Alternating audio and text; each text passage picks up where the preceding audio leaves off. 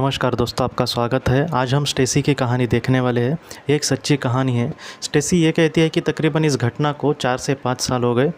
क्या हुआ था कि उसको अस्थमा की बीमारी थी और एक दिन उसका अस्थमा का जो अटैक था वो इतना आया कि उसको सांस ही लेने के लिए नहीं मिल रही थी। वो ये कह रही थी कि मुझे भी लगा कि मेरी जान ही चली जाएगी और वो शांत ही हो गई। उसको पता ही नहीं चल रहा है कि क्या हो रहा है। बाद में उसने थोड़ा सा एक एहसास हुआ उसको कि वो अपने नाक से सांस नहीं ले रही है जैसे हम सांस ले रहे। और उसके बाद वो कहती है कि मैं अलग ही दुनिया में चली गई।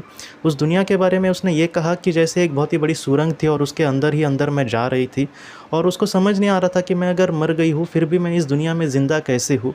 स्टेसी ये कहती है कि वहाँ पर जो सुरंग थी वो बहुत ही अंधेरी अंधेरी जगह पर जा रही थी और वो अंदर ही अंदर जा रही थी।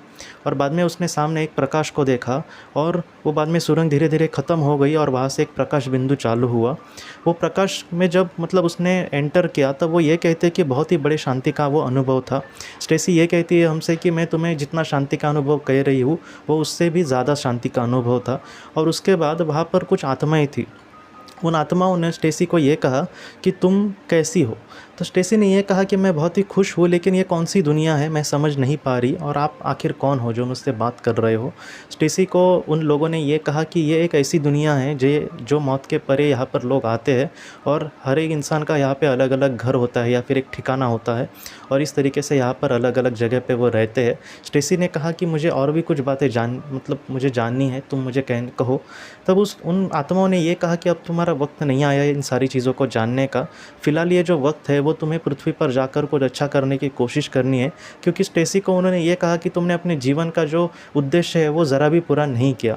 और उसके बाद स्टेसी को अपने जीवन के उद्देश्य के बारे में बताया गया कि उसने अपने जीवन में दोस्तों वो कहीं ना कहीं दूसरों का दर्द समझे या फिर दूसरे के लिए कुछ करने की कोशिश करे। इसके लिए उसने अपने जीवन का चयन किया था। लेकिन वो एक बहुत ही सेल्फिश टाइप की लड़की थी।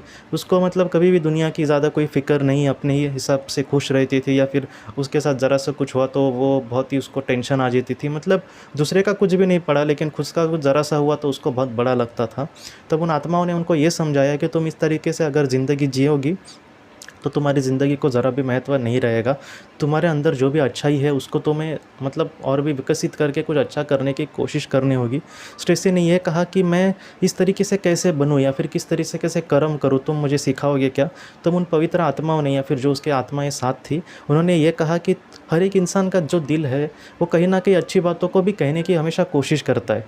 जैसे रास्ते पर किसी को ज़रूरत है किसी चीज़ की, हमारा मन कहता है कि उसके लिए कुछ हमें करने की ज़रूरत है या फिर हम कुछ उसकी थोड़ी बहुत मदद कर सकते हैं, लेकिन फिर भी हम हमारे भौतिक मन की सुनते हैं और नहीं, मैं नहीं करूँगा, मैं अपने काम में थोड़ा बिजी हूँ या फिर मुझे देर हो जाएगी। तो इस तरीके से उन आत्माओं ने कहा कि इस तरीके से हमें नहीं सोचना चाहिए। जितना अच्छा हुआ हमें दुनिया में उतना देने की कोशिश करनी चाहिए और ये जगह तो कुछ भी नहीं है। अगर बहुत ही अच्छे अगर किसी ने कर्म किए तो वो इतनी सुंदर जगह पे जाएगा जिसके बारे में हम सोच भी नहीं सकते। स्टेसी को इन सारी चीज़ों से बहुत खुशी हुई। स्टेसी ये कहती है कि मुझे कम से कम इन लोगों ने दोष नहीं दिया कि तुम बुरी हो या फिर जिस तरीके से मैं कर्म करती थी। स्टेसी ये कह रही थी कि वहाँ पर मुझे अभी एक एक चीज़ याद भी आ रही थी कि जैसे मैंने दूसरे को दुखाया था या फिर मैं कुछ बोलते समय फटक से कुछ बोल जाती थी। मैं कभी भी दूसरों को क्या लगेगा इसके बारे में मैंने नहीं सोचा। इस वजह से वो बहुत ही दुखी हुई, लेकिन फिर भी उसको दोष नहीं दिया गया, उसको बहुत ही प्यार से समझाया गया। तब स्टेसी ने ये कहा कि मुझे बहुत खुशी हुई इन सारी चीज़ों की। और उन आत्माओं ने ये कहा कि हमें पूरा यकीन है कि तुम अपने कर्म जो है बहुत ही अच्छे से कर पाओगी, लेकिन तुम अपने कहते हैं ना कि तुम अपने दिल की सोच सुनना या फिर जो अच्छाई है या फिर सात्विकता है तुम्हारे दिल में तुम हमेशा उसकी सुनना, तुम अपने स्वार्थ की कभी भी मत सुनना। तो स्टेसी ने इन सारी चीज़ों को माना और उसने कहा कि हाँ मैं ज़रूर इसी तरीके से अपने जीवन में आगे बढ़ूँगी।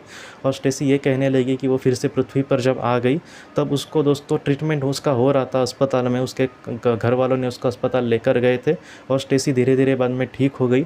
उसको जो अस्थमा था दोस्तों वो धीरे धीरे, स्टेसी कहती है कि अभी भी है उसको, लेकिन अब वो इतना अटैक वगैरह या फिर इतना ज़्यादा नहीं आता, वो थोड़ा थोड़ा कम हो गया है। स्टेसी आज बहुत ही खुश है। वो ये कहती है कि उस घटना के बाद वो पूरी तरीके से उसका नेचर ही बदल गया। अपने मम्मी पापा के साथ, अपने भाई के साथ बहुत ही प्यार से बात करने लगी। अपने दोस्तों के साथ वो बहुत ही अच्छे से व्यवहार करने करने लगी और जितना हो सके मतलब उसके दिल में आज मतलब बहुत ही जल्दी दया आ जाती है, या फिर वो जितना हो सके मैं दुनिया में 100% अपना देने की कोशिश करूँ, इस तरीके से वो सोचती है और वो आज बहुत ही खुश है अपने मतलब उस जीवन से दोस्तों। तो ये जो कहानी है सबसे बड़ी सीख मुझे लगता है कि यही देती है कि हमारे जीवन में हम कभी कभी इस तरीके से ही होते हैं कि दूसरे का ज़रा इतना बेचारा का बुरा होता है तो उसका कुछ लगता नहीं, लेकिन हमारा कुछ थोड़ा सा हो तो भी हमें बहुत बड़ी टेंशन आ जाती है। तो ऐसा नहीं करना चाहिए, जितना हो सके हमारा जो दुख है उससे भी बड़ा दुख जिसके सामने है तो उसके लिए हमें सोचना चाहिए कि मतलब मेरा तो थोड़ा सा दुख है लेकिन उतना तो उसका कोई इतना बड़ा दुख है। तो इस तरीके से अगर हम सोचेंगे तो हमारा दुख कम करने के लिए या फिर उसमें हम कुछ अच्छा करने में हमें थोड़ी सी मदद मिल सकती है। तो इस तरीके से हमें अपने जीवन में दोस्तों आगे बढ़ना चाहिए। तो दोस्तों हम अपनी अगली वीडियो में मिलते हैं। आप अपने परिवार का ख्याल रखना। आपका बहुत बहुत धन्यवाद। ज़िंदगी की रोशनी ये एक कंसल्टेंसी है जो ऐसे लोगों को मदद करने की कोशिश करती है जिन्होंने किसी अपने को खोया है या फिर जो लोग अपने जीवन में बहुत ही ज़्यादा दुखी है। जो लोग इस संस्था के साथ जुड़ते हैं उनको इस विषय की किताबें और जानकारी भेजी जाएगी। इसके साथ साथ जो लोग पास्ट लाइफ रिग्रेशन थेरेपिस्ट के पास नहीं जा सकते, अगर वो घर पे अभ्यास कर सके, इस वजह से उनको पास्ट लाइफ रिग्रेशन की ऑडियोज़ भी भेजी जाएगी। और इसके साथ साथ ध्यान में एकाग्रता बढ़ाने के लिए कुल मिलाकर 5 ऑडियोज़ भी उनको भेजी जाएंगी। तो जो लोग इस संस्था के साथ जुड़ते हैं उनको यह सारी चीज़ें उनके ईमेल पर या फिर व्हाट्सएप पर भेजी जाएंगी। अगर आपको इस संस्था के साथ जुड़ना है तो कृपया इस नंबर पर व्हाट्सएप करें।